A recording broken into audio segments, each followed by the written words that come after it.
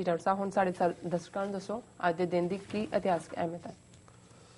1947 ਦੇ ਵਿੱਚ ਅੱਜ ਦੇ ਦਿਨ ਪਟੇਲ ਨੇ, ਵੱਲਭ ਭਾਈ ਪਟੇਲ, ਜਿਹਨੂੰ ਗੰਜੇ ਨੂੰ ਸਰਦਾਰ ਬਣਾਇਆ ਹੋਇਆ ਇਹਨਾਂ ਨੇ ਜੀ, ਉਹਨੇ ਮਾਸਟਰ ਤਾਰਾ ਸਿੰਘ ਦੇ ਨਾਲ ਇੱਕ ਖਾਸ ਮੁਲਾਕਾਤ ਕੀਤੀ, ਕਿਉਂਕਿ ਇਹਨਾਂ ਨੂੰ ਕਾਂਗਰਸ ਨੂੰ, ਕਿਉਂਕਿ ਪਟੇਲ ਵੀ ਵਕੀਲ ਸੀ, ਲੰਡਨ ਰਿਟਰਨਡ, ਗਾਂਧੀ, ਨਹਿਰੂ, ਸੋ ਇਹਨਾਂ ਨੇ ਜਾਲ ਬੁਣਿਆ ਹੋਇਆ ਸੀ, ਸਿੱਖ ਲੀਡਰਾਂ ਨੂੰ ਫਸਾਇਆ ਹੋਇਆ ਸੀ। ਸੋ ਇਹਨਾਂ ਨੂੰ ਲੱਗਦਾ ਸੀ ਵੀ ਜਦੋਂ ਦੂਜੇ ਪਾਸਿਓਂ ਕੋਈ ਆਫਰ ਆ ਰਹੀ ਹੈ ਜਾਂ ਕਾਇਦੇ ਆਜ਼ਮ ਨਾਲ ਗੱਲਬਾਤ ਹੈ ਜਾਂ ਕੋਈ ਸਰ ਕਪੂਰ ਸਿੰਘ ਵਰਗਾ ਉਸ ਵੇਲੇ ਇਹਨਾਂ ਦੇ ਖਾਨੇ 'ਚ ਗੱਲ ਪਾਉਂਦਾ ਸੀ ਕਿ ਵੀ ਇਹ ਕਿਤੇ ਸਿੱਖ ਆਪਣੇ ਅਲੱਗ ਸਟੇਟ ਦੇ ਸਟੈਂਡ ਤੇ ਨਾ ਆ ਜਾਣ, ਤੇ ਫਿਰ ਇਹ ਮੀਟਿੰਗਾਂ ਕਰਕੇ ਕੋਈ ਬਿਆਨ ਬਿਊਨ ਦੇ ਕੇ ਤੇ ਸਿੱਖਾਂ ਨੂੰ ਜਿਹੜਾ ਉਹ ਸਬਜ਼ ਬਾਗ ਦਿਖਾ ਦਿੰਦੇ ਸੀ। ਸੋ ਪਟੇਲ ਨੇ ਮਾਸਟਰ ਤਾਰਾ ਸਿੰਘ ਦੇ ਨਾਲ ਮੀਟਿੰਗ ਕੀਤੀ, ਉਹਨੇ ਕਿਹਾ ਜੀ ਸਾਨੂੰ ਇੱਕ ਵਾਰੀ ਜਾ ਲੈਣ ਦਿਓ ਅੰਗਰੇਜ਼ਾਂ ਨੂੰ, ਸਾਨੂੰ ਕੋਈ ਇਤਰਾਜ਼ ਨਹੀਂ ਹੋਏਗਾ ਕਿ ਸਿੱਖਿਸਤਾਨ ਤੁਸੀਂ ਬਣਾ ਲਓ ਨਾਰਥ ਦੇ ਵਿੱਚ, ਜਿਵੇਂ ਨਹਿਰੂ ਨੇ ਤਾਂ ਪਬਲਿਕਲੀ ਕਿਹਾ ਸੀ, ਪਰ ਇਹ ਅੱਜ ਦੇ ਦਿਨ ਪਟੇਲ ਦਾ ਇਕਰਾਰ ਸੀ। 1984 ਦੇ ਵਿੱਚ ਅੱਜ ਦੇ ਦਿਨ ਜਿਹੜੇ ਨੇ ਪੁਲਿਸ ਨੇ ਗੋਲੀ ਦੇ ਨਾਲ ਅੰਮ੍ਰਿਤਸਰ ਦੇ ਵਿੱਚ CRPF ਨੇ 8 ਸਿੱਖ ਮਾਰੇ। ਰੀਜ਼ਨ ਇਹ ਸੀ ਕਿ 2 ਦਿਨ ਪਹਿਲਾਂ ਹੀ ਹਰਬੰਸ ਖੰਨਾ, ਇਹ ਜਿਹੜਾ ਵੱਡਾ BJP ਦਾ ਲੀਡਰ ਸੀ ਅੰਮ੍ਰਿਤਸਰ ਦੇ, ਨੇ ਖੁਦ ਰੇਲਵੇ ਸਟੇਸ਼ਨ ਅੰਮ੍ਰਿਤਸਰ ਦੇ ਉੱਤੇ ਜਿਹੜਾ ਉਹ ਜਿਹੜਾ ਹਰਮੰਦਰ ਸਾਹਿਬ ਦਾ ਮਾਡਲ ਸੀ ਉਹਨੂੰ ਤੋੜਿਆ ਸੀ, ਪਹਿਲਾਂ ਤੋੜਿਆ ਸੀ ਕੁਝ ਦੇਰ ਪਹਿਲਾਂ ਜਦੋਂ ਕੋਈ ਇਹਨਾਂ ਨੇ ਜਲੂਸ ਕੱਢਿਆ। ਤੇ 2 ਦਿਨ ਪਹਿਲਾਂ ਅੱਜ ਤੋਂ ਫਿਰ ਹਰਬੰਸ ਖੰਨੇ ਦਾ ਕੰਮ ਕਰ ਦਿੱਤਾ ਸੀ ਉਹਨਾਂ ਨੇ, ਜਿਹੜੇ ਹਰਮੰਦਰ ਨੂੰ ਪਿਆਰ ਕਰਦੇ ਨੇ। ਸੋ ਅੱਜ ਉਹਦਾ ਜਿਹੜਾ ਉਹਨੂੰ ਸੰਸਕਾਰ ਕਰਨ ਲਈ ਜਦੋਂ ਉਹਨਾਂ ਨੇ ਖੜਿਆ ਤੇ ਜਿਹੜੀ ਭੀੜ ਸੀ ਉਹਨਾਂ ਨੇ ਰਾਜ ਸਿੱਖਾਂ ਦੇ ਉੱਤੇ ਹਮਲੇ ਕੀਤੇ, ਉਹਨਾਂ ਦੀਆਂ ਦੁਕਾਨਾਂ ਤੇ ਕੀਤੇ। ਦੂਜਾ, ਔਰ ਬਜਾਏ ਕਿ CRPF ਜਿਹੜੀ ਨਾਲ ਚੱਲ ਰਹੀ ਸੀ ਉਹਨਾਂ ਨੂੰ ਡੱਕਦੀ, ਉਹਨਾਂ ਨੇ ਸਿੱਖਾਂ ਦੇ ਉੱਤੇ ਹੀ ਗੋਲੀਆਂ ਚਲਾ ਕੇ ਫਾਇਰਿੰਗ ਕਰਕੇ ਤੇ 8 ਸਿੱਖ ਜਿਹੜੇ ਨੇ ਉਹ ਗੋਲੀਆਂ ਨਾਲ ਭੁੰਨ ਦਿੱਤੇ ਸੀ। 1992 ਦੇ ਵਿੱਚ ਅੱਜ ਦੇ ਦਿਨ ਜਸਟਿਸ ਅਜੀਤ ਸਿੰਘ ਬੈਂਸ ਨੂੰ ਗੋਲਫ ਕਲੱਬ ਜਲੰਧਰ, ਜਿੱਥੇ ਉਹ ਗੋਲਫ ਖੇਡਣ ਗਏ ਸੀ, ਹੱਥਕੜੀਆਂ ਦੇ ਵਿੱਚ ਜਕੜ ਕੇ KP ਗਿੱਲ ਦੀ ਜਿਹੜੀ ਪੁਲਿਸ ਹੈ ਔਰ ਉਹਨੇ ਜ਼ਲੀਲ ਕੀਤਾ। ਔਰ ਰੀਜ਼ਨ ਇਹ ਸੀ ਕਿ ਜਸਟਿਸ ਅਜੀਤ ਸਿੰਘ ਬੈਂਸ ਪੰਜਾਬ 'ਚ ਹਿਊਮਨ ਰਾਈਟਸ ਦੇ ਬਾਨੀਆਂ 'ਚੋਂ ਨੇ। ਉਹਨਾਂ ਨੇ ਸਭ ਤੋਂ ਪਹਿਲਾਂ ਜੂਨ 84 ਦੇ ਹਮਲੇ ਤੋਂ ਬਾਅਦ ਦਿੱਲੀ ਦੇ ਹਿਊਮਨ ਰਾਈਟਸ ਗਰੁੱਪਸ ਨੂੰ ਲਿਆ ਕੇ ਪਹਿਲੀ ਰਿਪੋਰਟ ਆਪਰੇਸ਼ਨ ਇਨ ਪੰਜਾਬ ਕੱਢੀ ਸੀ। ਫਿਰ ਬਰਨਾਲੇ ਦੇ ਵੇਲੇ ਜਸਟਿਸ ਬੈਂਸ ਕਮੇਟੀ ਬਣੀ, ਜਿਹਦੇ ਥੱਲੇ ਉਹਨਾਂ ਨੇ ਜੇਲ੍ਹਾਂ 'ਚੋਂ ਬਹੁਤ ਸਾਰੇ ਬੇਗੁਨਾਹ ਨੌਜਵਾਨਾਂ ਨੂੰ ਛੁਡਾਇਆ। ਔਰ 1992 ਦਾ ਉਹ ਪੀਰੀਅਡ ਸੀ ਜਦੋਂ ਕਿ KP ਗਿੱਲ ਬੇਅੰਤੇ ਦੀ ਜਿਹੜੀ ਜੋੜੀ ਹੈ ਉਹ ਪੰਜਾਬ 'ਚੋਂ ਜਵਾਨੀ ਦਾ ਸਫਾਇਆ ਕਰ ਰਹੀ ਸੀ। ਔਰ ਜਸਟਿਸ ਬੈਂਸ ਨੇ ਕਿਹਾ ਸੀ ਕਿ 50,000 ਸਿੱਖ ਨੌਜਵਾਨ ਜਿਹੜੇ ਨੇ ਉਹ ਲਾਪਤਾ ਕਰ ਦਿੱਤੇ ਗਏ ਨੇ, ਮਾਰੇ ਗਏ ਨੇ। ਔਰ KP ਗਿੱਲ ਨੇ ਪੂਰਾ ਪਬਲਿਕਲੀ ਹਿਊਮਿਲੇਟ ਕਰਨ ਦੇ ਲਈ, ਦੱਸਣ ਦੇ ਲਈ ਵੀ ਅਸੀਂ ਨੌਜਵਾਨ ਤਾਂ ਮਾਰਾਂਗੇ ਹੀ, ਸਾਨੂੰ ਤੁਹਾਡੇ ਇੱਦਾਂ ਦੇ ਬਜ਼ੁਰਗ ਜਾਂ ਇਸ ਲੈਵਲ ਦਾ ਜਿਹੜਾ ਜਸਟਿਸ ਰਿਹਾ ਉਹਨਾਂ ਦੀ ਵੀ ਕੋਈ ਪਰਵਾਹ ਨਹੀਂ ਹੈ।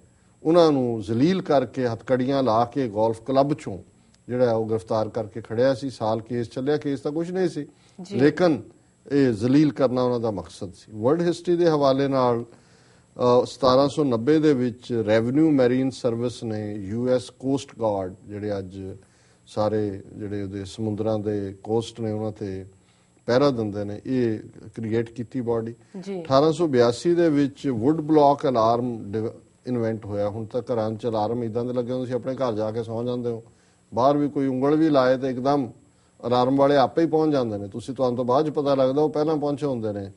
ਲੇਕਿਨ ਇੱਕ ਜ਼ਮਾਨਾ ਸੀ ਵੀ ਇੱਕ ਵੁੱਡ ਬਲੌਕ ਅਲਾਰਮ ਬਣਿਆ ਸੀ ਕਿ ਜਦੋਂ ਅਲਾਰਮ ਵੱਜੇਗਾ ਤੇ ਉੱਤੋਂ ਲੱਕੜੀ ਦੇ ਬਲੌਕ 15-20 ਥੱਲੇ ਡਿੱਗ ਪੈਂਦੇ ਸੀ, ਠਕ ਠਕ ਠਕ ਠਕ, ਪਤਾ ਲੱਗਦਾ ਸੀ ਕੁਝ ਹੋ ਗਿਆ। ਸੋ ਇਹ 1882 'ਚ ਸੀ, ਪਰ ਇਹ ਗੱਲ ਆ ਗਈ ਸੀ ਕਿ ਵੀ ਕੁਝ ਨਾ ਕੁਝ ਹੋਣਾ ਚਾਹੀਦਾ ਜਿਹਦੇ ਨਾਲ ਪਹਿਲਾਂ ਬੰਦਾ ਅਲਰਟ ਹੋਏ। 1910 ਦੇ ਵਿੱਚ ਨਾਰਥ ਅਮਰੀਕਾ ਦੀ ਅਲਾਸਕਾ ਸਟੇਟ ਜਿਹੜੀ ਹੈ ਉਹਦੀ ਹਾਈਐਸਟ ਮਾਊਂਟੇਨ ਜਿਹੜੀ ਹੈ ਉਹ ਪਹਿਲੀ ਵਾਰ ਸਰ ਹੋਈ 1910 ਦੇ ਵਿੱਚ। ਉਸ ਤੇ ਚੜ ਗਏ ਸਰ। ਇਹਨਾਂ ਨੇ ਕਹਿਣਾ ਵੀ ਸਰ ਕੀ ਹੋ ਗਿਆ, ਮਤਲਬ ਇਹ ਹੈ ਵੀ ਉੱਤੇ ਕੋਈ ਚੜ ਗਿਆ ਉਹਦੇ ਤੇ ਮਾਊਂਟੇਨ ਤੇ, ਮਾਊਂਟ ਮਿਕਨੀ ਉਹਨੂੰ ਕਹਿੰਦੇ ਨੇ। 1917 ਦੇ ਵਿੱਚ ਲੈਨਿਨ ਜਿਹੜਾ ਉਹ ਸਵਿਟਜ਼ਰਲੈਂਡ ਚੋਂ ਨਿਕਲ ਕੇ ਪੈਟਰੋਗ੍ਰੈਡ ਰਸ਼ੀਆ ਦੇ ਵਿੱਚ ਗਿਆ। ਬਹੁਤ ਵਾਰ ਇਹ ਕਿਹਾ ਜਾਂਦਾ ਜੀ ਫਲਾਣੇ ਨੂੰ ਫਲਾਣਾ ਲਿਆਇਆ ਢਿਮਕਾ। ਹੁਣ ਤੁਸੀਂ ਇਹ ਸਾਰੇ ਰੈਵੋਲੂਸ਼ਨ ਦੇਖੋ, ਲੈਨਿਨ ਇੱਥੋਂ ਗਿਆ, ਆਇਤੁੱਲਾ ਖਮੀਨੀ ਫਰਾਂਸ ਦੇ ਵਿੱਚ ਰਿਹਾ, 1979 ਚ ਗਿਆ ਜਦੋਂ ਈਰਾਨ ਤੇ ਉਹਨੇ ਫਿਰ ਪੂਰਾ ਆਪਣਾ ਇਸਲਾਮਿਕ ਰੈਵੋਲੂਸ਼ਨ ਲਿਆਂਦਾ। ਗਾਂਧੀ ਸਾਊਥ ਅਫਰੀਕਾ 17-18 ਸਾਲ ਰਿਹਾ, ਫਿਰ ਉੱਥੇ ਗਿਆ, ਅੰਗਰੇਜ਼ਾਂ ਨੇ ਖੜਿਆ ਕਿ ਉੱਥੇ ਲੀਡਰਸ਼ਿਪ ਕੋਈ ਰੈਡੀਕਲਸ ਦੇ ਕੋਲ ਨਾ ਆ ਜਾਏ। ਸੋ ਇਹ ਚਾਰਜ ਲਾਣਾ ਜੀ ਫਲਾਣੇ ਨੂੰ ਫਲਾਣਾ ਲਿਆਇਆ, ਇਹ ਸਾਰੇ ਕਿਹਨਾਂ ਨੇ ਲਿਆਂਦੇ ਸੀ? ਇਹਨਾਂ ਨੂੰ ਬੜੇ ਵੱਡੇ ਰੈਵੋਲੂਸ਼ਨ ਦੁਨੀਆ ਦੇ ਕਹਿੰਦੇ ਨੇ। 1925 ਦੇ ਵਿੱਚ ਬ੍ਰਿਟਨ ਨੇ ਗੋਲਡ ਸਟੈਂਡਰਡ ਆਪਣੀ ਕਰੰਸੀ ਦੇ ਲਈ ਵਾਪਸ ਲਿਆਂਦਾ। 1982 ਦੇ ਵਿੱਚ UN ਸਿਕਿਉਰਿਟੀ ਕਾਉਂਸਲ ਨੇ ਇਹ ਡਿਮਾਂਡ ਕੀਤੀ ਕਿ ਅਰਜਨਟੀਨਾ ਜਿਹਨੇ ਕਿ ਫਾਕਲੈਂਡ ਆਈਲੈਂਡਸ ਦੇ ਉੱਤੇ ਕਬਜ਼ਾ ਕਰ ਲਿਆ ਸੀ ਕਿ ਉਹ ਖਾਲੀ ਕਰੇ। ਹੁਣ ਤਾਂ ਹਾਲਾਂ ਇੰਗਲੈਂਡ ਨੇ ਵਾਪਸ ਉਹਦੇ ਤੇ ਕੰਟਰੋਲ ਕਰਕੇ ਉੱਥੇ ਰਾਏਸ਼ੁਮਾਰੀ ਦਾ ਡਰਾਮਾ ਕਰਕੇ ਕੰਟਰੋਲ ਕਰ ਲਏ। ਜੀ 2010 ਦੇ ਵਿੱਚ ਐਪਲ ਵਾਲਿਆਂ ਨੇ ਆਈਪੈਡ ਕੱਢਿਆ, ਜਿਹੜਾ ਕਿ 31 ਦਸੰਬਰ 2011 ਤੱਕ 5 ਕਰੋੜ 52 ਲੱਖ ਜਿਹੜੇ ਨੇ ਆਈਪੈਡ ਵਿਕ ਚੁੱਕੇ ਸੀ, ਤੇ 7 ਮਾਰਚ 2012 ਨੂੰ ਉਹਦਾ ਨਿਊ ਵਰਸ਼ਨ ਕੱਢਿਆ ਗਿਆ। ਸੋ ਇਹ ਜਿਉਂਦਾ ਰਹੇ ਆਈਪੈਡ ਐਪਲ ਵਾਲਿਆਂ ਦਾ, ਜੀ ਜਿਹੜਾ ਖਬਰਾਂ ਇੱਕ ਥਾਂ ਸਾਨੂੰ ਦੇਖਣ ਦਾ ਮੌਕਾ ਦਿੰਦਾ ਹੈ। ਜੀ ਸੋ ਇਹਦੇ ਥੱਲੇ ਉਹ ਭੁੱਲ ਗਿਆ, ਨਹੀਂ ਤਾਂ ਲੈਪਟਾਪ ਹੈ, ਕਿੱਥੇ ਤੁਸੀਂ ਪਲੱਗ ਲਾਇਆ ਨਹੀਂ ਲੱਗਾ, ਕੋਈ ਲਾਈਟ ਹੈ ਨਹੀਂ ਹੈ। ਜੀ ਜੀ ਹੁਣ ਆਈਪੈਡ ਤੁਰੇ ਜਾਂਦੇ, ਔਰ ਹੁਣ ਉਹ ਅੱਗੇ ਨਿਕਲ ਗਏ। ਹੁਣ ਹੱਥ ਦੇ ਵਿੱਚ ਆਈਫੋਨ ਹੈ, ਜੀ ਨਾਲੇ ਗੀਤ ਸੁਣ ਰਹੇ ਹੁੰਦੇ ਨੇ, ਨਾਲੇ ਉਂਗਲਾਂ ਤੇ ਘੁਮਾ ਰਹੇ ਚੈਟਿੰਗ ਹੁੰਦੇ ਕਰ ਨੇ। ਰਹੇ ਨੇ। ਜੀ ਜੀ ਜੀ ਡਾਕਟਰ ਸਾਹਿਬ ਤੁਹਾਡਾ ਬਹੁਤ ਬਹੁਤ ਸ਼ੁਕਰੀਆ। ਸਾਡਾ ਅੱਜ ਅੱਗੇ ਇੱਕੋ ਹੀ ਚਾਰਟ ਹੁੰਦਾ ਸੀ ਅਮਰੂਦਾਂ ਦਾ, ਹੁਣ ਕੀ ਹੁੰਦਾ ਜੀ, ਚਾਰਟ ਖਾ ਰਿਹਾ ਜੀ, ਚੈਟਿੰਗ ਚੈਟਿੰਗ ਹੋ ਰਹੀ ਹੈ। ਜੀ ਸਾਡਾ ਪਹਿਲਾ ਸਵਾਲ ਹੈ, ਮੁੱਖ ਚੋਣ ਕਮਿਸ਼ਨਰ ਨੇ ਸੋਨੀਆ ਗਾਂਧੀ ਤੇ ਸ਼ਾਹੀ ਇਮਾਮ ਦੀ ਮੀਟਿੰਗ ਦਾ ਨੋਟਿਸ ਲਿਆ ਹੈ, ਕੀ ਹੈ ਮਸਲਾ ਡਾਕਟਰ ਸਾਹਿਬ? ਇਹਨੂੰ ਅਸੀਂ ਪਹਿਲਾਂ ਵੀ ਇਹਦਾ ਜ਼ਿਕਰ ਕੀਤਾ ਹੈ। ਇਹੀ ਹੈ ਜਿਹਨੂੰ ਤੁਸੀਂ ਕਹਿੰਦੇ ਹੋ ਵੀ ਇੱਕ ਧਿਰ ਦੀ ਹਰਾਸਮੈਂਟ ਜੀ ਔਰ ਦੂਸਰੀ ਧਿਰ ਨੂੰ ਖੁੱਲੀ ਛੁੱਟੀ। ਜੋ ਕੁਝ ਆਰਐਸਐਸ ਬੀਜੇਪੀ ਵਾਲੇ ਕਰ ਰਹੇ ਨੇ, ਉਹ ਖੁੱਲੇ ਨਾਲ ਉਹਨਾਂ ਦੇ ਮਹੰਤ, ਉਹਨਾਂ ਦੇ ਸੰਤ, ਉਹਨਾਂ ਦੇ ਬਾਬੇ, ਉਹਨਾਂ ਦੇ ਸਾਧੂ, ਜੀ ਉਹਨਾਂ ਦੇ ਗਊ ਭਗਤ, ਗਊ ਰਕਸ਼ਕ ਸਭ ਲੱਗੇ ਹੋਏ ਨੇ ਹਿੰਦੂਤਵਾ ਦੇ ਨਾਂ ਤੇ ਵੋਟਾਂ ਮੰਗਣ ਕਿ ਜੀ ਮੋਦੀ ਨੂੰ ਬਚਾਓ, ਬਣਾ ਦਿਓ ਇਹਨੂੰ, ਇਹ ਫਿਰ ਗਾਂ ਮਾਤਾ ਜਿਹੜੀ ਆ ਉਹ ਬਚ ਜਾਏਗੀ, ਉਹ ਪਿੰਕ ਰੈਵੋਲੂਸ਼ਨ ਨਹੀਂ ਹੋਣ ਦੇਗਾ। ਕੋਈ ਕਹਿੰਦਾ ਹੈ ਕਿ ਵੀ ਹੁਣ ਵਾਰਾਣਸੀ 'ਚ ਜਾ ਕੇ ਖੜਿਆ, ਕਿਸੇ ਨੇ ਪੁੱਛਿਆ ਨਹੀਂ ਇਲੈਕਸ਼ਨ ਕਮਿਸ਼ਨ ਨੇ ਵੀ ਤੂੰ ਇੱਥੇ ਕੀ ਲੈਣਾ ਹੈ? ਜੀ ਉਹ ਹਿੰਦੂਤਵਾਦ ਦੀ ਸੀਟ ਤੋਂ ਲਿਜਾਣ ਦਾ ਕੀ ਮਤਲਬ, ਹੋਰ ਕੀ ਮੈਸੇਜ ਦਿੱਤਾ ਜਾ ਰਿਹਾ? ਸੋ ਅਸੀਂ ਸਮਝਦੇ ਹਾਂ ਕਿ ਵੀ ਇਹ ਇੱਕ ਕਿਸਮ ਦੀ ਹਰਾਸਮੈਂਟ ਹੈਗੀ, ਤਾਂ ਕਿ ਈਵਨ ਇਲੈਕਸ਼ਨ ਕਮਿਸ਼ਨ 'ਚ ਵੀ ਇਹਨਾਂ ਦੀਆਂ VOTING ਮਸ਼ੀਨ ਨਾਲ ਉਹ ਲੋਕ ਬੜੇ ਹੋਏ ਨੇ ਜਿਹੜੇ ਨਰਿੰਦਰ ਮੋਦੀ ਨੂੰ ਹਰ ਹਾਲਤ 'ਚ ਪ੍ਰਾਈਮ ਮਿਨਿਸਟਰ ਬਣਾਉਣਾ ਚਾਹੁੰਦੇ ਨੇ, ਹਿੰਦੂਤਵਾਦ ਦੇ ਸਿੰਪੈਥਾਈਜ਼ਰ ਨੇ, ਸਪੋਰਟਰ ਨੇ। ਸੋ ਇਹ ਵੀ ਜਿਹੜਾ ਇਸ ਦਾ ਨੋਟਿਸ ਲੈਣਾ ਹੈ ਜੀ, ਸੂ ਮੋਟੋ ਨੋਟਿਸ ਇਲੈਕਸ਼ਨ ਕਮਿਸ਼ਨ ਲੈ ਰਿਹਾ ਹੈ, ਇਹ ਵੀ ਹਿੰਦੂਤਵਾਦ ਦੀ ਖੇਡ ਹੀ ਹੈ। ਜੀ ਸਾਡਾ ਅਗਲਾ ਸਵਾਲ ਹੈ, ਸੁਰੇਸ਼ ਅਰੋੜੇ ਨੂੰ ਪੰਜਾਬ ਦਾ ਡੀਜੀਪੀ ਲਗਾ ਦਿੱਤਾ ਗਿਆ ਹੈ, ਕਿਵੇਂ ਸੋਚਦੇ ਤੁਸੀਂ ਇਸ ਬਾਰੇ ਡਾਕਟਰ ਸਾਹਿਬ? ਦੇਖੋ, ਅਸੀਂ ਕੱਲ ਦੇ ਪ੍ਰੋਗਰਾਮ 'ਚ ਇਹ ਗੱਲ ਕੀਤੀ ਸੀ ਕਿ ਵੀ ਸੁਮੇਧ ਸੈਣੀ ਤਾਂ ਪ੍ਰੋਸੀਡ ਔਨ ਲੀਵ ਹੈ, ਤੇ 3 ਸੀਨੀਅਰ ਜਿਹੜੇ IPS ਉਹਨਾਂ ਨੇ ਕਿਹਾ ਸੀ ਇਲੈਕਸ਼ਨ ਕਮਿਸ਼ਨ ਨੇ ਕਿ ਦਿਓ ਲਿਸਟ।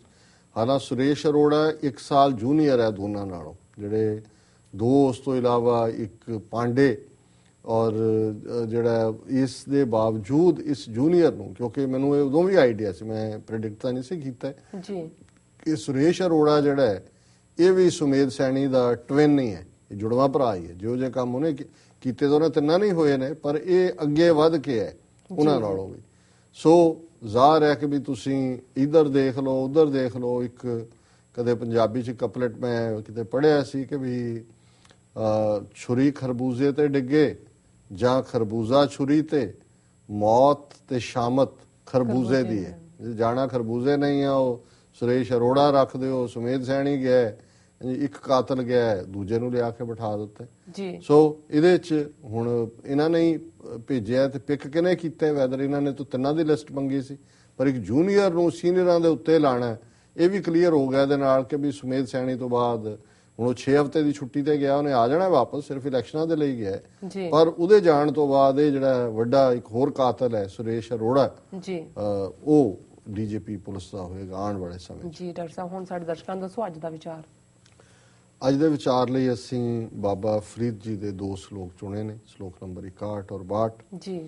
ਪਹਿਲਾ ਸ਼ਲੋਕ ਹੈ, ਫਰੀਦਾ ਕਾਲੇ ਮੈਂਡੇ ਕੱਪੜੇ, ਕਾਲਾ ਮੈਂਡਾ ਵੇਸ, ਗੁਣ ਹੀ ਭਰਿਆ ਮੈਂ ਫਿਰਾਂ, ਲੋਕ ਕਹੇ ਦਰਵੇਸ਼। ਹੁਣ ਜਿਹੜਾ ਸੂਫੀ ਮਤ ਹੈ ਜਾਂ ਜਿਹੜੇ ਫਕੀਰ, ਕਿਉਂਕਿ ਫਕੀਰ ਸ਼ਬਦ ਵੀ ਬਹੁਤਾ ਸੂਫੀਆਂ ਦੇ ਨਾਲ ਜਾ ਕੇ ਜੁੜਦਾ ਰਿਹਾ, ਹਾਲਾਂਕਿ ਫਕੀਰ ਫਾਰਸੀ ਦਾ ਸ਼ਬਦ ਹੈ ਜਿਸ ਦਾ ਮਤਲਬ ਹੈ ਜੁੜਿਆ ਹੋਇਆ, ਰੱਬ ਦੇ ਨਾਲ ਜਿਹਦੀ ਲਗਨ ਲੱਗੀ ਹੋਈ ਹੈ। ਪਰ ਬਹੁਤ ਵਾਰੀ ਅੰਦਰ ਤੱਕ ਇਹਨੇ ਦੇਖਿਆ ਉਹ ਤਾਂ ਰੱਬ ਜਾਣਦਾ ਹੈ।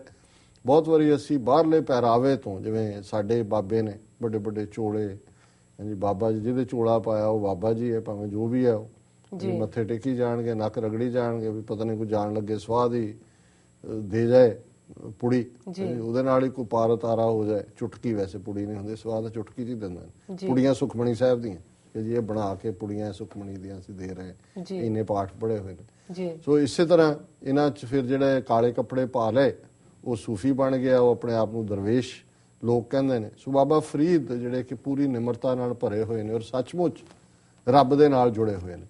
ਜਿਹੜਾ ਜੁੜਿਆ ਹੋਇਆ ਹੈ ਉਹਨੂੰ ਲਗਜ਼ਰੀ ਕਾਰਾਂ ਦੀ ਲੋੜ ਨਹੀਂ, ਜੀ ਜੀ ਜਿਹੜਾ ਜੁੜਿਆ ਹੋਇਆ ਹੈ ਉਹਨੂੰ ਕੋਈ ਸ਼ਾਨੋ ਸ਼ੌਕਤ, ਕੋਈ ਰੈੱਡ ਕਾਰਪੇਟ ਦੀ ਲੋੜ ਨਹੀਂ, ਉਹਨੂੰ ਕੋਈ ਇਹ ਕਹਿਣ ਦੀ ਲੋੜ ਨਹੀਂ ਕਿ ਉਹਨੂੰ ਕੋਈ ਬ੍ਰਹਮ ਗਿਆਨੀ 108 ਸੰਤ ਮਹਾਰਾਜ ਪਤਾ ਨਹੀਂ ਕੀ ਬਣਾਇਆ ਹੁੰਦਾ ਜੀ। ਉਹ ਕਹੇ। ਉਹ ਤਾਂ ਬਾਬਾ ਫਰੀਦ ਵਾਂਗ ਹੈ ਕਿ ਜਿਹੜੇ ਕਹਿ ਰਹੇ ਨੇ ਕਿ ਫਰੀਦਾ ਕਾਲੇ ਮੈਂਡੇ ਕੱਪੜੇ, ਕਿ ਮੇਰੇ ਕੱਪੜੇ ਕਾਲੇ ਨੇ। ਮੈਂਡਾ ਸ਼ਬਦ ਪੋਠੋਹਾਰ ਲੈਂਦੇ ਪੰਜਾਬ 'ਚ ਮੇਰੇ ਲਈ ਯੂਜ਼ ਹੁੰਦਾ ਹੈ। ਕਾਲਾ ਮੈਂਡਾ ਵੇਸ, ਪਹਿਰਾਵਾ ਮੇਰਾ ਕਾਲਾ, ਗੁਣ ਹੀ ਭਰਿਆ ਮੈਂ, ਫਿਰ ਮੈਂ ਤਾਂ ਗੁਨਾਹ ਦਾ ਭਰਿਆ ਹੋਇਆ। ਮੇਰੀ ਕਾਲਖ ਜਿਹੜੀ ਹੈ ਬਾਹਰ, ਇਹ ਮੇਰੇ ਅੰਦਰ ਦੀ ਕਾਲਖ ਹੈ ਜਿਹੜੀ ਮੇਰੇ ਕੱਪੜਿਆਂ 'ਚੋਂ ਜ਼ਾਹਰ ਹੋ ਰਹੀ ਹੈ। ਲੋਕ ਕਹੇ ਦਰਵੇਸ਼, ਲੋਕ ਕਹਿੰਦੇ ਦੇਖੋ ਜੀ ਰੱਬ ਦਾ ਬੰਦਾ ਹੈ। ਜੀ ਜੀ। ਸੋ ਇਹ ਹੈ ਨਿਮਰਤਾ, ਜਿਹੜਾ ਭਰਿਆ ਹੋਇਆ, ਜਿਹਨੇ ਪਾਇਆ ਉਹਨੇ ਛੁਪਾਇਆ। ਜਿਹਨੂੰ ਮਿਲਿਆ ਰੱਬ, ਉਹ ਬਾਹਰ ਨਿਕਲ ਕੇ ਢੰਡੋਰਾ ਨਹੀਂ ਦਿੰਦਾ ਹੈ ਕਿ ਵੀ ਮੈਨੂੰ ਮਿਲ ਗਿਆ, ਮੈਂ ਬਹੁਤ ਵੱਡਾ ਸੰਤ ਹਾਂ, ਆਓ ਮੇਰੇ ਮਗਰ ਲੱਗੋ। ਜਿੰਨੇ ਫਰਾਡ ਇਕੱਠੇ ਕੀਤੇ, ਕੋਈ ਆਸਾ ਰਾਮ, ਕੋਈ ਸਾਈਂ ਬਾਬਾ, ਕੋਈ ਬਾਲ ਗੋਪੇਸ਼ਵਰ, ਕੋਈ ਮਹੇਸ਼ ਯੋਗੀ, ਕਿਹੋ ਜਿਹੇ ਸੀ ਇਹ ਸਾਰੇ? ਇਹੀ ਸੇਲਜ਼ਮੈਨ, ਸਾਰੇ ਦੁਕਾਨਦਾਰ ਸੌਦਾ ਵੇਚ ਰਹੇ ਨੇ, ਅਮਰੀਕਾ ਨੂੰ ਵੇਚ ਰਹੇ ਨੇ। ਆ ਇੱਕ ਫਰਾਡ ਰਾਮਦੇਵ ਢਿੱਡ ਲਾਈ ਜਾਏਗਾ ਬੈਠਾ, ਲੋਕਾਂ ਨੂੰ ਲੱਗਦਾ ਵੀ ਢਿੱਡ ਲਾਉਂਦਾ, ਇਹ ਨਿਊਲੀ ਕਰਮ ਕਰ ਰਿਹਾ ਵੀ ਬੜਾ। ਉਹਦੀ ਆਪ ਮਾਰ ਕੇ ਲੰਘ ਤੁਰਦਾ ਪੋਲੀਓ, ਦੂਜਾ 2 ਕਿੰਨੇ ਕਰੋੜ ਦਾ ਉਹ ਬਿਜ਼ਨਸ ਕਰਦਾ ਜੀ ਕਿ ਮੈਂ ਪੋਲੀਓ ਠੀਕ ਕਰਾਂ, ਪਹਿਲਾਂ ਆਪਣੀ ਲੱਤ ਠੀਕ ਕਰ, ਅੱਖ ਭੈਂਗਾ ਵੀ ਅੱਖ ਠੀਕ ਕਰ ਆਪਣੀ, ਜੀ ਇੰਨੀਆਂ ਹੀ ਤੇਰੀਆਂ ਦਵਾਈਆਂ ਤੇ ਤੂੰ ਆਪ ਨਾ ਠੀਕ ਹੋਇਆ। ਲੇਕਿਨ ਸਿਆਸਤਦਾਨ ਨੇ ਵਿਕਦਾ ਸੌਦਾ ਵੇਚ ਰਿਹਾ। ਜੀ ਜੀ। ਦੂਸਰਾ ਸ਼ਲੋਕ ਹੈ, ਤਤੀ ਤੋਏ ਨਾ ਪਲਵੈ ਜੇ ਜਲ ਟੁੱਬੀ ਦੇ, ਫਰੀਦਾ ਜੋ ਡੁਹਾਗਣ ਰੱਬ ਦੀ, ਝੂਰੇਂਦੀ ਝੂਰੇ। ਜੀ। ਹੁਣ ਤਤੀ ਤੋਏ ਨਾ ਪਲਵੈ, ਕਿ ਜਿਹੜੀ ਫਸਲ ਸੜ ਗਈ ਉਸ ਤੇ ਭਾਵੇਂ ਤੁਸੀਂ ਪਾਣੀ ਦਾ ਦਰਿਆ ਵੀ ਉਸ ਦੇ ਉੱਤੇ ਪਾ ਦਿਓ, ਉਹਨੇ ਬਲੂਮ ਨਹੀਂ ਕਰਨਾ, ਉਹਨੇ ਮੌਲਣਾ ਨਹੀਂ ਹੈ। ਜੀ। ਤਤੀ ਤੋਏ ਨਾ ਪਲਵੈ ਜੇ ਜਲ ਟੁੱਬੀ ਦੇ, ਭਾਵੇਂ ਉਹਨੂੰ ਪਾਣੀ ਦੇ ਵਿੱਚ ਸੋਖ ਕਰ ਦਿਓ, ਜਿਹੜੀ ਫਸਲ ਸੜ ਗਈ ਉਹ ਸੜ ਗਈ, ਉਹ ਦੁਬਾਰਾ ਨਹੀਂ ਰਿਵਾਈਵ ਹੋਏਗੀ। ਫਰੀਦਾ ਜੋ ਡੁਹਾਗਣ ਰੱਬ ਦੀ, ਝੂਰੇਂਦੀ ਝੂਰੇ, ਗਰੀਵਸ ਐਂਡ ਲਿਮੈਂਟਸ, ਝੂਰਨਾ ਇਹਨੂੰ ਕਹਿੰਦੇ ਨੇ ਜੀ, ਕਿ ਵੀ ਜਿਹੜੀਆਂ ਦੁਹਾਗਣਾਂ ਨੇ, ਦੁਹਾਗਣ ਉਹ ਹੈ ਜਿਹੜੀ ਰੱਬ ਤੋਂ ਟੁੱਟੀ ਹੋਈ ਹੈ, ਸੁਹਾਗਣ ਉਹ ਹੈ ਜਿਹਨੂੰ ਰੱਬ ਮਿਲਿਆ। ਬਾਬਾ ਫਰੀਦ ਕਹਿੰਦੇ ਨੇ ਕਿ ਜਿਹੜੀਆਂ ਰੱਬ ਤੋਂ ਟੁੱਟੀਆਂ ਹੋਈਆਂ ਰੂਹਾਂ ਨੇ, ਦੁਹਾਗਣਾਂ ਬਣੀਆਂ ਹੋਈਆਂ ਨੇ, ਉਹਨਾਂ ਦੇ ਕੋਲ ਤਾਂ ਝੂਰਨ ਤੋਂ ਬਿਨਾ ਕੁਝ ਨਹੀਂ ਹੈ, ਕਿਉਂਕਿ ਉਹਨਾਂ ਕੋਲ ਖੁਸ਼ੀ ਨਹੀਂ ਹੈ। ਉਹ ਇੱਕ ਤੋਂ ਬਾਅਦ ਇੱਕ ਸ਼ਿਕਾਇਤ ਕਰਨਗੀਆਂ। ਰੂਹਾਂ ਦੀ ਗੱਲ ਹੈ, ਉਹ ਮਰਦ ਔਰਤਾਂ ਸਾਰੀਆਂ ਇਹਦੇ ਸ਼ਾਮਲ ਹੋ ਜਾਂਦੀਆਂ, ਕਿਉਂਕਿ ਇਹ ਅਲੰਕਾਰ ਹੈ। ਜਦੋਂ ਕਿ ਗੁਰੂ ਸਾਹਿਬਾਨ ਨੇ ਬਾਣੀ 'ਚ ਬਹੁਤ ਥਾਂ ਇੱਕ ਰੱਬ ਨੂੰ ਹੀ ਪਤੀ ਕਿਹਾ, ਬਾਕੀ ਸਭ ਪਤਨੀਆਂ ਨੇ ਉਸ ਦੀਆਂ। ਸੋ ਰੂਹਾਂ ਦੀ ਗੱਲ ਹੈ, ਇਨਸਾਨੀ ਨਸਲ ਦੀ ਬਰਾਬਰੀ ਹੈ, ਮਰਦ ਕੋਈ ਸੁਪੀਰੀਅਰ ਨਹੀਂ ਹੈ ਔਰਤ ਨਾਲ, ਉਹ ਰੱਬ ਦੇ ਸਾਹਮਣੇ ਸਭ ਰੂਹਾਂ ਨੇ। ਤੇ ਬਾਬਾ ਫਰੀਦ ਇਹੀ ਯਾਦ ਕਰਵਾਉਂਦੇ ਨੇ, ਜੋ ਡੁਹਾਗਣ ਰੱਬ ਦੀ, ਜਿਹੜੀਆਂ ਰੂਹਾਂ ਰੱਬ ਨਾਲੋਂ ਟੁੱਟੀਆਂ ਨੇ, ਰੱਬ ਨੂੰ ਯਾਦ ਨਹੀਂ ਕਰਦੀਆਂ, ਝੂਰੇਂਦੀ ਝੂਰੇ, ਉਹ ਝੂਰਦੀਆਂ ਹੀ ਚਲੀਆਂ ਜਾਂਦੀਆਂ, ਇਵੇਂ ਹੀ ਜ਼ਿੰਦਗੀ ਗੁਜ਼ਰ ਜਾਂਦੀ ਹੈ। ਅੰਦਰ ਆਨੰਦ ਨਹੀਂ ਹੈ, ਅੰਦਰ ਚਾਹ ਨਹੀਂ ਹੈ, ਅੰਦਰ ਪਿਆਰ ਨਹੀਂ ਜਾਗਦਾ, ਹਰ ਚੀਜ਼ ਹਨੇਰੀ ਨਜ਼ਰ ਆਉਂਦੀ ਹੈ। ਇਹੀ ਝੂਰਨਾ ਹੁੰਦਾ ਵੀ ਤੁਹਾਨੂੰ ਜੋ ਮਿਲ ਗਿਆ ਉਹਦਾ ਸ਼ੁਕਰ ਨਹੀਂ ਹੈ, ਜੋ ਨਹੀਂ ਮਿਲਿਆ ਉਹਦੀ ਤੁਸੀਂ ਸ਼ਿਕਾਇਤ ਕਰਦੇ ਹੋ ਕਿ ਵੀ ਕੁਝ ਨਹੀਂ ਹੈ ਜੀ, ਰੱਬ ਨੇ ਸਾਡਾ ਕੀ ਕੀਤਾ ਜੀ। ਸਾਰਾ ਦੇਖ ਲਓ, ਅਸੀਂ ਸਾਰਾ ਦਿਨ ਸ਼ਿਕਾਇਤ ਹੀ ਕਰਦੇ, ਸਵੇਰ ਤੋਂ ਸ਼ਾਮ ਤੱਕ। ਕਦੇ ਅਸੀਂ ਸ਼ੁਕਰਾਨਾ ਕੀਤਾ ਹੈ ਕਿ ਜਿਸ ਰੱਬ ਨੇ ਇੰਨਾ ਖੂਬਸੂਰਤ ਸਰੀਰ ਦਿੱਤਾ, ਜਿਹਨੇ ਖੂਬਸੂਰਤ ਅੱਖਾਂ ਦਿੱਤੀਆਂ, ਖੂਬਸੂਰਤ ਹੱਥ ਦਿੱਤੇ, ਕਾਰ ਕਰਨ ਦੇ ਲਈ, ਤੁਰਨ ਲਈ ਪੈਰ ਦਿੱਤੇ, ਕਦੇ ਉਹਨਾਂ ਵੱਲ ਦੇਖੋ ਜਿਹਦੀ ਇੱਕ ਅੱਖ ਨਹੀਂ ਹੈ। ਉਹਨਾਂ ਨੂੰ ਦੇਖੋ ਜਿਹਨਾਂ ਦੀਆਂ ਦੋਨੋਂ ਨਹੀਂ ਨੇ, ਫਿਰ ਅੱਖਾਂ ਦੀ ਕੀ ਕੀਮਤ ਹੈ ਇਹ ਨਜ਼ਰ ਆਏਗੀ। ਜਿਹਦੀ ਇੱਕ ਬਾਹ ਨਹੀਂ ਹੈ, ਫਿਰ ਤੋਂ ਨਜ਼ਰ ਆਏਗਾ ਵੀ 2 ਬਾਹਾਂ ਦੀ ਕੀ ਕੀਮਤ ਹੈ।